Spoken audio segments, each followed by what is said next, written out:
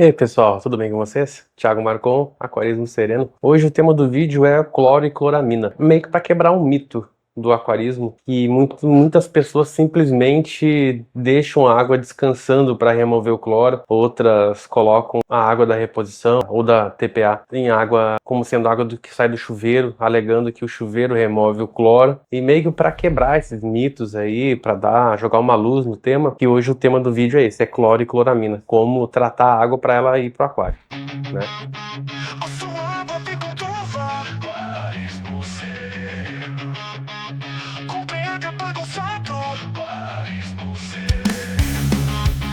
Anda perdendo muito peixe. O aquarismo pode mesmo ser tão simples. Pode ser Aquarismo Sereno. Cloro e cloramina.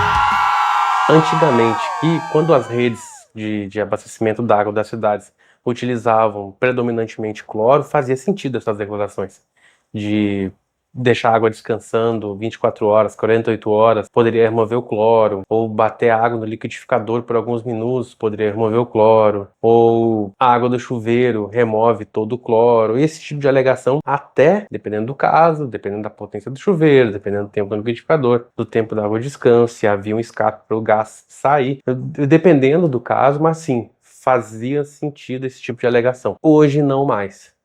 Na maioria dos casos, hoje não mais. Por quê? Explico. Hoje é mais interessante, economicamente e até mesmo biologicamente, utilizar a cloramina no tratamento d'água. Isso se dá pelo fato de que a cloramina ela é mais concentrada e ela é mais permanente, ela demora mais tempo para sair da água. Então, a ação bactericida dela, a ação sanitizante dela, dura mais tempo. Razão pela qual as empresas de tratamento d'água estão preferindo utilizar a cloramina nos últimos anos ao invés do cloro. Ótimo para elas, ótimo para os consumidores que vão ter acesso a uma água com menos micróbios, menos bactérias, menos patógenos e tal, excelente. Mas ruim para quem tem aquário. Se faz absurdamente necessário, obrigatório o uso de condicionadores d'água, já que a cloramina, diferente do cloro, ela não é extremamente fácil de evaporar. Não sai fácil como o cloro. Para vocês terem uma ideia, para remover o cloro por fervura, em 3 minutos e meio já está removido o cloro da água. Já para remover a cloramina, é cerca de 1 hora de fervura para remover.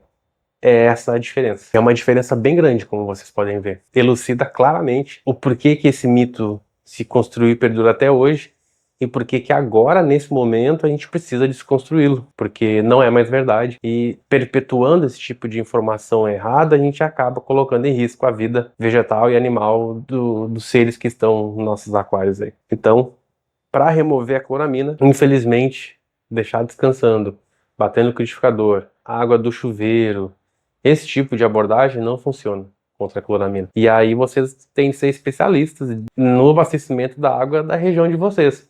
O que utilizam aí? Cloro? Cloramina? Algum outro produto químico que vocês não sabem? Vem algum metal pesado? Vocês não sabem? Não fazem ideia e não tem como descobrir? Utilizem um condicionador d'água de qualidade. E realmente precisa ser de qualidade. Por que que eu digo isso? Porque a cloramina, como que ela é removida através de um condicionador d'água? Esse condicionador d'água vai quebrar a molécula, que junto da molécula de cloramina tem a molécula de amônia, e ele vai quebrar. E aí sim ela acaba sendo mais fácil de ser eliminada. Aí sim ela fica facilmente evaporável, digamos assim. Ela precipita com mais facilidade da água. Mas aí resta na água uma molécula de amônia. E amônia a gente sabe que não é bom para aquário.